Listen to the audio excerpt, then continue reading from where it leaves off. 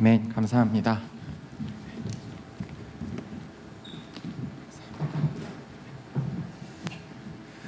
할렐루야.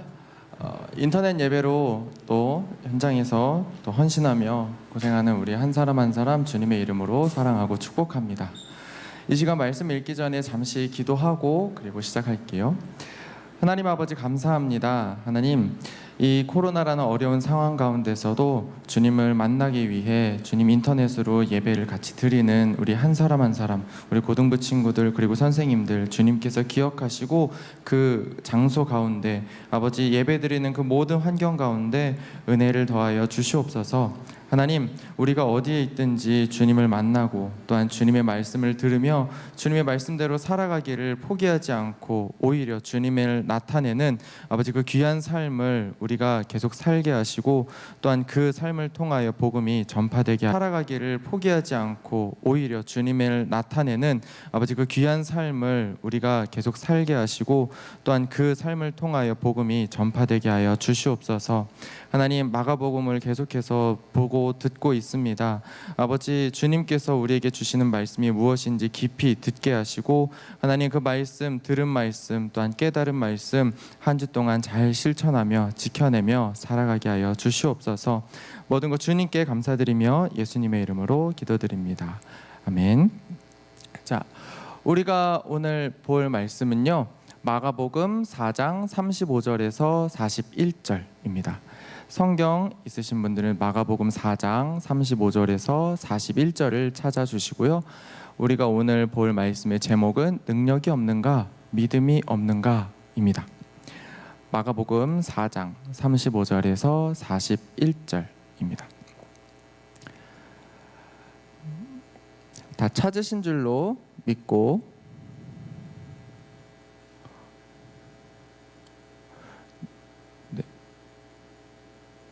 다 찾으신 줄로 믿고 다 같이 읽어보도록 하겠습니다. 시작. 그날 저물 때에 제자들에게 이르시되 우리가 저편으로 건너가자 하시니 저희가 무리를 떠나 예수를 배에 계신 그대로 모시고 가매 다른 배들도 함께 하더니 큰 광풍이 일어나며 물결이 부딪혀 배에 들어와 배에 가득하게 되었더라. 예수께서는 고물에서 베개를 베시고 주무시더니 제자들이 깨우며 가로되 선생님이여 우리의 죽게 된 것을 돌아보지 아니하시나이까 하니 예수께서 깨어 바람을 꾸짖으시며 바다더러 이르시되 잠잠하라 고요하라 하시니 바람이 그치고 아주 잔잔하여지더라. 이에 제자들에게 이르시되 어찌하여 이렇게 무서워하느냐 너희가 어찌 믿음이 없느냐 하시니 저희가 심히 두려워하여 서로 말하되 저가 뉘기에 바람과 바다라도 순종하는고 하였더라.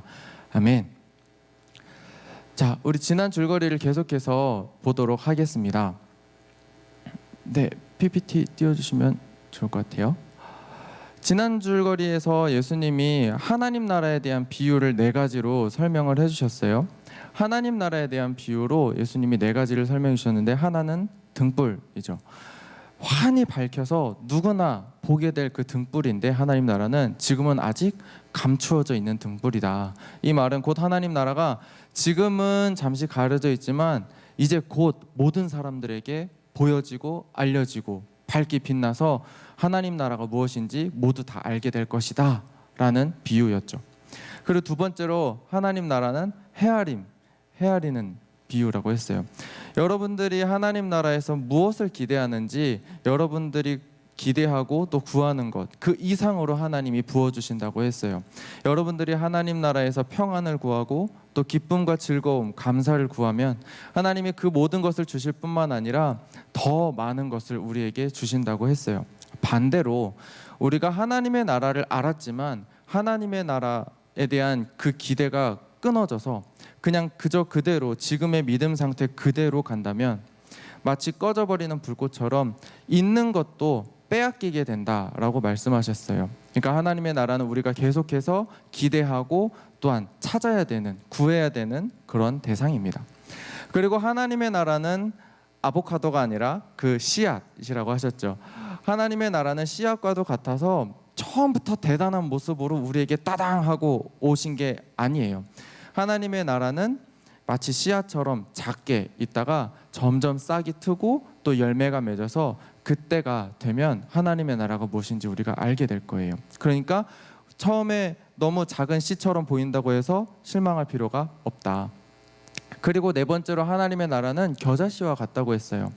이 세상에 어느 씨앗보다도 작은 겨자씨이지만 겨자씨가 자라서 온 나라에 퍼져서 아주 큰 나무가 돼서 모든 사람들이 그 나무 아래서 쉴 수 있게 된다. 하나님의 나라는 지금 보기에, 지금 우리가 봤을 때 예수님의 그 주변에는 정말 어리석고 또 부족한 제자들밖에 없어요. 이래서 하나님의 나라가 되겠어? 하지만 하나님의 나라는 분명히 커지고 거대하고 또 웅장해져서 모든 사람들이 그 하나님 나라 안으로 들어오는 그 복음의 영역 안으로 들어온다라고 예수님이 말씀하셨죠.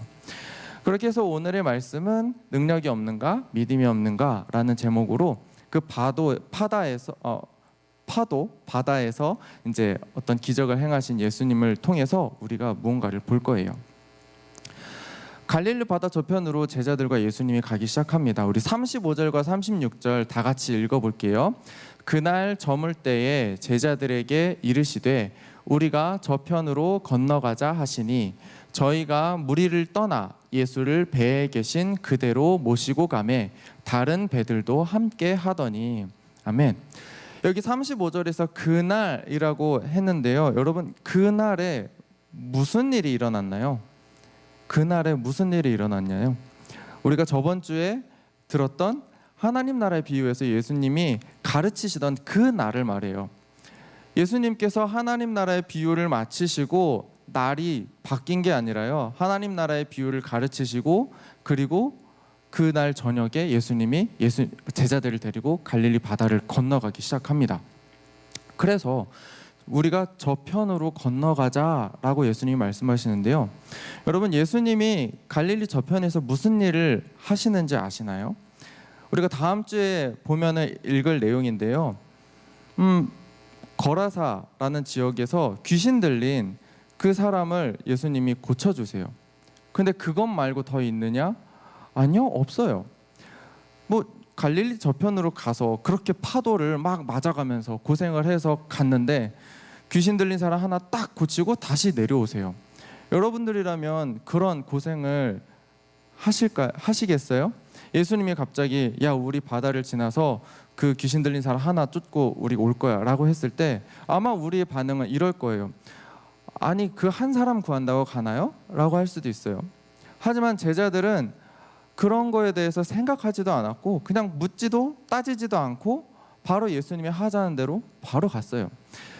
우리가 예수님의 말씀을 바로 따를 수 있는 건요, 예수님이 우리를 설득해서 예수님이 우리한테 얘들아 거기에는 귀신 들린 불쌍한 사람이 있단다 가자 이렇게 얘기하신 게 아니라요, 우리는 예수님에 대한 신뢰가 있기 때문에 예수님은 가서 또 무언가 좋은 일을 하실 거야, 예수님은 좋은 일을 하실 거야, 우리에게 좋은 일을 하시려고 우리를 이렇게 보내시고 우리에게 말씀하시고 우리를 움직이게 하시는 거야 라는 그런 신뢰가 있기 때문에 우리는 예수님이 이유를 설명하지 않아도 우리를 빈틈이 없게 설득하지 않아도 우리는 예수님의 말씀에 순종하면서 나갈 수 있는 거예요.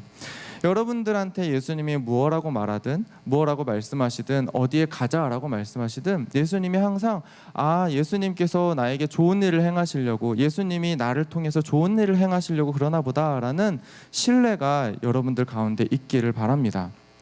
예수님은 하나님 나라의 비유를 가르치시고 바로 예수님의 제자들을 끌고 바다를 건너 가십니다. 그렇게 해서 37절과 38절을 다 같이 읽어볼게요. 시작. 큰 광풍이 일어나며 물결이 부딪혀 배에 들어와 배에 가득하게 되었더라. 예수께서는 고물에서 베개를 베시고 주무시더니 제자들이 깨우며 가로되 선생님이여 우리의 죽게 된 것을 돌아보지 아니하시나이까 하니. 네, 제자들이 곤경에 빠졌어요. 제자들이 지금 상황에 느낄 감정이 있었을 거예요. 전도사님은 크게 두 가지라고 생각을 하는데요, 이 감정을 느낄 수 있는 단서가 여러 개 있습니다. 여러 개, 어떤 단서를 제자들이 이런 생각을 하겠구나 라는 이 단서를 여기에서 많이 늘어났어요. 한 6개를 찾았거든요. 다 같이 한번 찾아볼까요? 제자들이 어떤 감정을 느꼈을지 단서가 될 수 있을 만한 게 뭘까요? 첫째로 큰 광풍이 일어나며, 그리고 둘째로 물결이 부딪혀. 여러분, 파도가 심하게 일어요. 그런데 우리가 탄 배에는 아무런 영향이 없어요. 그러면 뭐 파도 치네 하고 끝났겠지만 진짜 파도가 내 배를 팍 하고 쳐요. 그럼 막 내가 휘청거려요. 그러면 뭔가를 느꼈겠죠. 그리고 셋째로 물결이 배에 들어왔다고 해요. 그냥 부딪히면 정도, 그러면은 그냥 우리가 유리창 잘 닫고 있으면 되겠구나, 이 정도면 되겠는데 그것보다 더 심해서 물이 아예 배로 들어와요. 막 내 옷이 젖기 시작해요. 그리고 네 번째로 배에 가득하게 되었더라. 그냥 옷이 젖는 정도가 아니라 이제 배가 가라앉을 정도예요. 진짜 나 죽겠구나 싶은 그때인 거예요. 그리고 다섯 번째로 예수님께서 어떻게 하신다고요? 주무세요. 예수님이 피곤해서 주무신 게 아니라 뭐라고 말하시냐면요, 베개를 베시고 주무시더니 아주 작정하고 주무시기로 작정하신 거예요. 그냥 제자들이 어떻게 막 어떤 고생을 하는지 전혀 그냥 신경 안 쓰고 난 잘 거야 하고 그냥 주무시는 거예요. 그리고 나머지 한 개가 있었죠. 나머지 한 개 어디서 찾았냐면요, 35절 그날 저물 때에, 여러분들 디즈니 중에서 이런 거 그냥 얘기해도 될까요? 겨울 왕국 있잖아요. 거기서 그 두 자매의 부모님이 배에서 난파돼서 죽잖아요. 그때 여러분들 딱 봤을 때 배가 휘청휘청 거리는데 그 배경이 낮인가요, 밤인가요? 밤이죠. 여러분들 낮에 파도가 치는 거 그거 당하는 것도 쉽지 않아요. 그런데 저물 때, 깜깜해질 때 아무도 없는 그 바다 한 중간에서 배가 막 휘청휘청거리고 파도가 들어오고 내 옷이 젖고 젖을 뿐만 아니라 배가 가라앉게 생겼어요. 근데 예수님은 그냥 진짜 아무것도 신경 안 쓰고 그냥 주무시고 계세요. 그러면 어떤 감정이 들겠어요, 여러분은? 어떤 감정이 들겠어요? 첫째로는 일단 두렵겠죠. 엄청 두려웠을 거예요. 진짜 막 미치도록 나 죽을 것 같아 라고 진짜 소리를 고래고래 질렀을 거예요. 그리고 또 하나가 있는데 38절에 힌트가 있어요. 제자들이 예수님을 깨우죠. 이 예수님을 깨우는데 어떻게 깨웠을까요? 막 즐거운 표정을 해요. 예수님 이제 좀 일어나 보세요 라고 이렇게 살랑살랑 살근살근 이렇게 깨웠을까요? 제자들이? 아니죠. 이 깨우며가요, 막 이렇게 하는, 막 이렇게 여기 일어나 보세요라고 그냥 툭툭툭 치는 게 아니라요, 예수님을 아예 그냥 이렇게 세우는 거예요. 그냥 가로로 누워 있던 분을 세로로 이렇게 세우는 거예요. 좀 일어나 봐요라고 이렇게 흔들어 깨우는 거예요. 그 생각, 그때 든 제자들의 생각은 아마 두려움과 분노였을 거예요. 제자들이 왜 우리의 죽게 된 것을 돌아보지 않냐고, 왜 우리의 죽게 된 것을 돌아보지 않고 그냥 주무시고만 계시냐고, 아예 두려움과 분노가 섞여서 이렇게 난리가 났을 거예요. 우리가 어떤 두려움을 겪는 상황, 우리가 스트레스를 받아서 긴장하는 상황에 나타나는 큰 두 가지의 감정은 아마 두려움과 분노일 거예요. 어떻게 하면 좋아? 라는 그 두려움과 왜 이런 일이 나한테 일어났어? 라는 분노가 우리 안에서 일어날 겁니다. 그런데 이것은요, 우리가 감당하지 못할 거라고 생각했을 때 일어나는 감정이에요.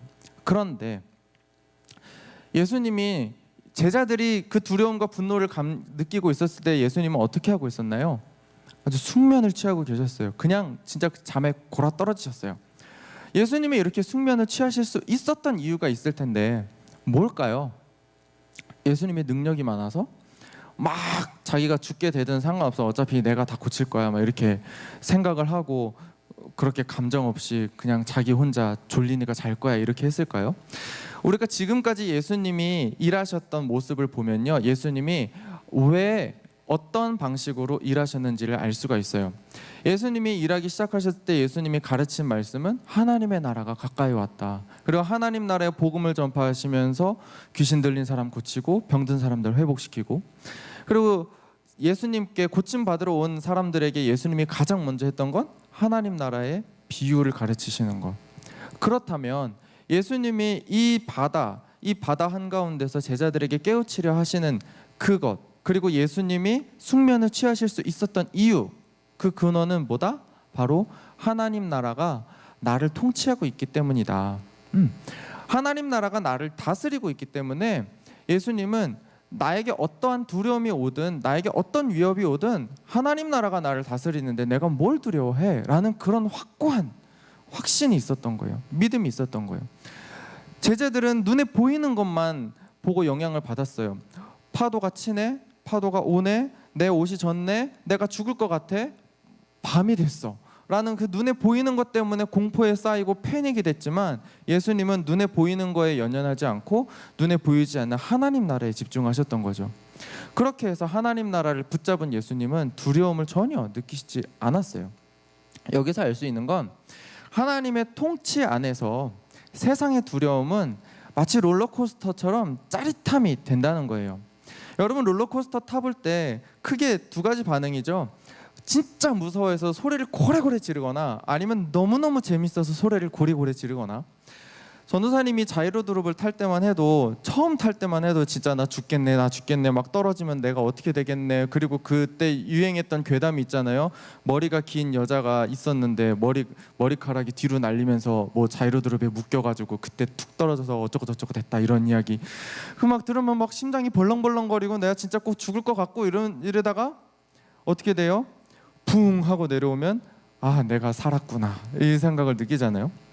그런데 이제 타보니까 이제 어떤 생각이 떠오르냐면, 아, 내가 고철덩어리에 앉아 있구나, 아, 이게 십수년간 나를 지켜줬어, 그러면서 그렇게 생각을 하는 순간 너무 초연해지는 거예요. 호수가 진짜 그렇게 큰 호수가 코딱지만하게 조그맣게 보여도 나는 고철덩어리에 묶여 있어, 어차피 땅에 가서 볼 거야 라는 생각이 한번 딱 드니까요, 두려움이 그냥 막 공포 이런 게 아니라요, 아, 이게 내가 이제 느낄 수 있는 뭔가가 됐구나라는 게 이제 되는 거죠.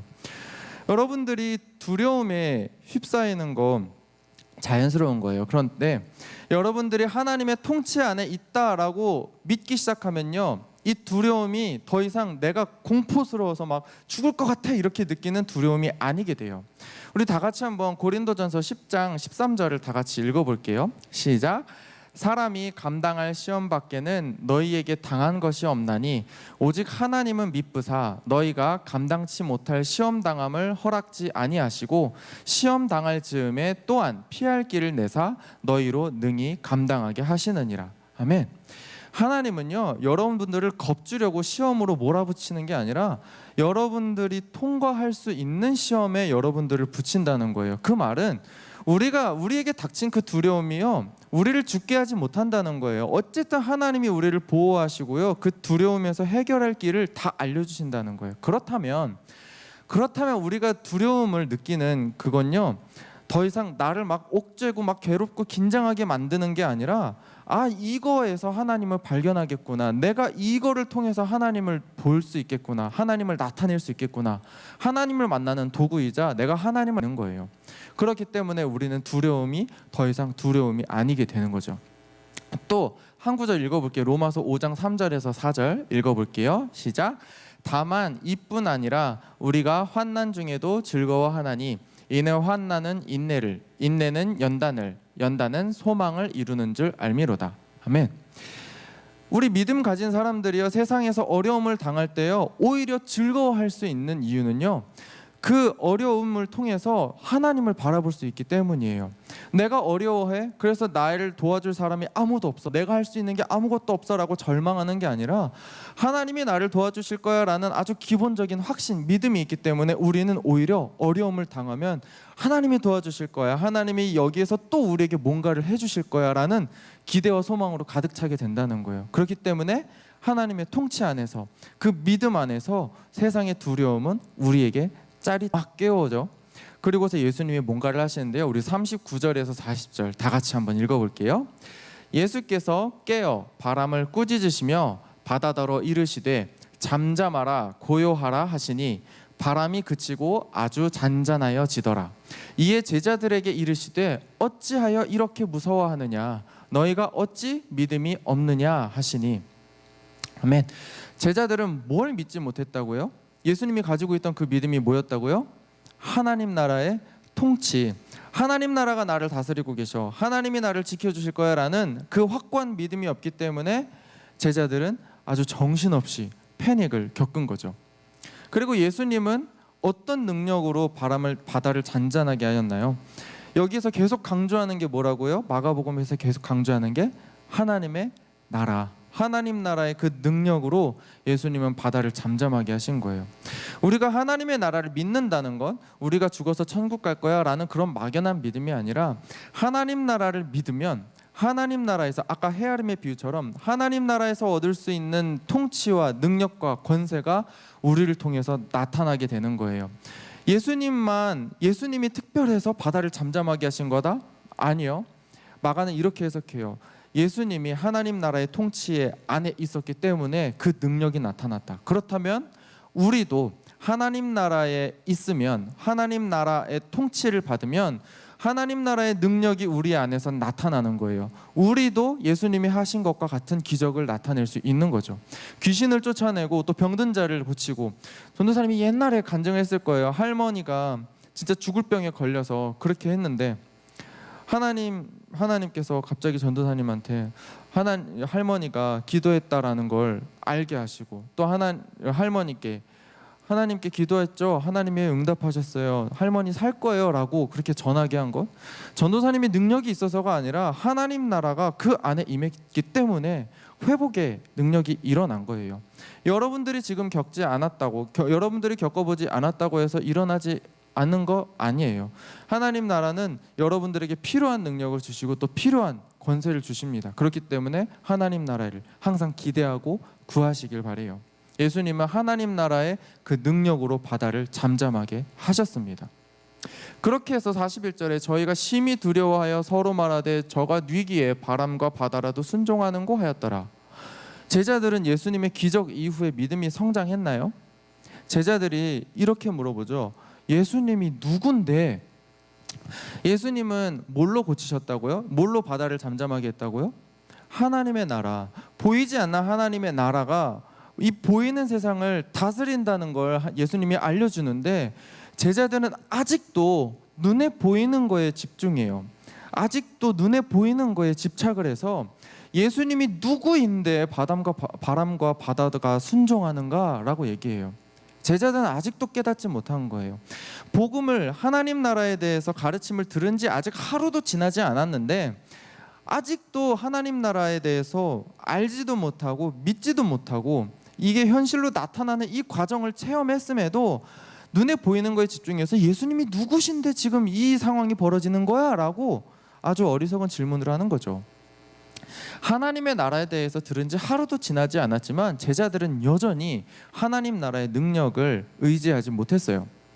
그런데 이 제자들 되게 어리석어 보이잖아요. 아유, 진짜 나 같으면 벌써 깨달았겠다 이렇게 생각을 하겠지만, 사실 제자들의 이 반응은요, 우리의 반응과 그렇게 다르지 않아요. 제자들의 어리석음을 마냥 비난할 수는 없습니다. 왜냐하면 우리들 역시 제자들과 다르지 않기 때문이에요. 당장 눈에 보이는 무언가를 붙잡으려고 하잖아요.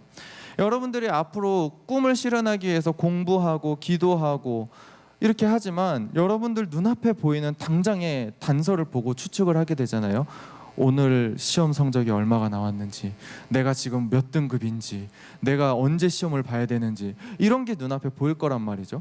정말 하나님의 나라의 통치를 제대로 받고 있다고 하면 뭐가 두렵겠어요? 귀신이 뭐가 두렵겠어? 나를 괴롭히는 게 뭐가 있겠어요? 하지만 우리는 매일매일 두려워하고 또 눈에 보이는 거에 붙잡혀서 막 스스로 괴로워하고, 하나님이 안 도와주시나 봐, 예수님이 지금 주무시고 계시는데 지금 어떡하지? 라고 매일매일 걱정하게 돼요.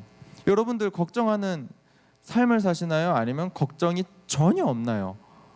아마도 걱정 하나씩은 있을 거예요. 능력도 없고. 그래서 오늘 이야기에서 오늘은 제자들의 행동에 집중을 한번 해보기를 원합니다. 능력도 없고 이 믿음도 없던 제자들이 두려움 속에서 했던 게 무엇인가요? 두려움 속에서 했던 게 무엇인가요? 예수님을 깨웠던 거죠. 예수님이 자고 있는 거 알아요? 예수님이 혹시라도 뭐 꾸지람을 하실까? 이런 거 생각할 틈도 없었을 거예요. 그냥 눈앞에 보이는 예수님을 아주 그냥 붙잡고 일으켜 세웠을 거란 말이죠. 여러분, 제자들은요 그냥 앞뒤 재지 않고 예수님께 순종하고요, 두려우면 그냥 앞뒤 재지 않고 예수님을 붙잡아서 막 예수님 도와주세요 라고 그렇게 외쳤어요. 우리는 제자들의 이 이야기를 알고 있기 때문에 내가 하나님의 나라를 제대로 믿어야 이게 지금 이 고난이 넘어가겠구나라고 생각을 하는데, 혹시라도 예수님한테 예수님 나 도와주세요, 예수님이 주무시고 있는데 예수님 깨우면 어떡하지? 그리고 깨우면은 예수님이 나한테 제자들한테 말씀하셨던 거는 왜 너 믿음이 없니? 라고 얘기할까봐 막 이렇게 걱정하고 긴장이 되지 않나요? 혹시라도 나 지금 이 상황에서 믿음이 있어야 되는데, 믿음이 있는 말을 해야 되는데 내가 너무 믿음이 없어서 진짜 예수님한테 나 진짜 못하겠어요, 나 어떻게 하면 좋아요? 라고 얘기를 하고 싶은데 예수님이 너 믿음 없어서 어떡하니? 라고 얘기할까 봐 겁나시나요? 하지만 우리가 할 수 있는 선택지가 없어요. 왜 믿음이 없느냐라는 질문에 겁먹지 마세요. 오히려 예수님한테 이렇게 고백하세요.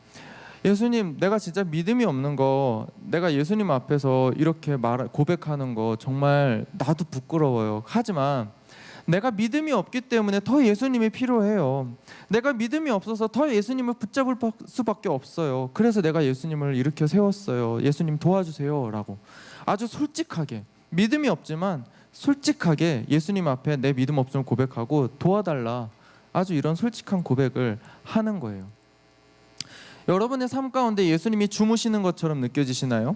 내가 진짜 지금 예수님이 필요한데 예수님이 안 움직이는 거, 예수님이 그냥 지켜보기만 하는 것도 내가 불안한데 예수님이 지켜보지도 않고 그냥 주무시고 계세요. 그런 것처럼 느껴지시나요? 그럴 때 예수님을 일으켜 세우시기 바랍니다. 예수님이 화내실 거? 예수님 그런 분 아니세요. 예수님이 우리의 상황을 다 아시는데요, 막 무작정 우리를 비난하고 너희 믿음 없는 자식아 이렇게 얘기하실 분이 아니에요. 그렇기 때문에 우리는 예수님을 일으켜 세우세요. 그리고 바다를 잠잠하게 하신 예수님을 제자들이 목격한 것처럼 여러분도 여러분의 삶 속에서 일하시는 예수님, 그 예수님을 발견하시고 진짜 하나님의 나라가 있구나라는 걸 다시 한번 깨달으시고 하나님 나라에 대한 믿음을 성장시키는 여러분이 되시기를 바랍니다. 여러분, 믿음이 없음을 우리가 솔직하게 고백하시고요, 그리고 더 나은 믿음을 달라고, 우리의 문제를 해결해 달라고 주님 앞에 아주 티 없는 그런 고백을 하는 여러분 되시기를 바랍니다. 결론입니다. 홀마팀 나와주세요. 결론이에요. 믿음이 없는가? 능력이 없는가? 없어요. 그렇기 때문에 나는 아무것도 없기 때문에 오히려 예수님이 더 필요해요. 예수님 나를 도와주세요 라고 솔직하게 고백하는 우리의 삶이 되었으면 좋겠습니다. 이 시간 기도하실 때요, 내 안에 하나님의 나라의 통치가 있음을 고백합시다. 하나님의 나라가 우리를 다스리고 계세요. 그렇기 때문에 우리는 걱정할 필요가 없어요. 예수님이 그 모든 어려움 속에서 주무시고 계셨던 것처럼 우리도 우리에게 다가오는 두려움이요, 우리에게 아무것도 아닌 게 돼버려요. 오히려 하나님의 통치 안에서 뭐라고요?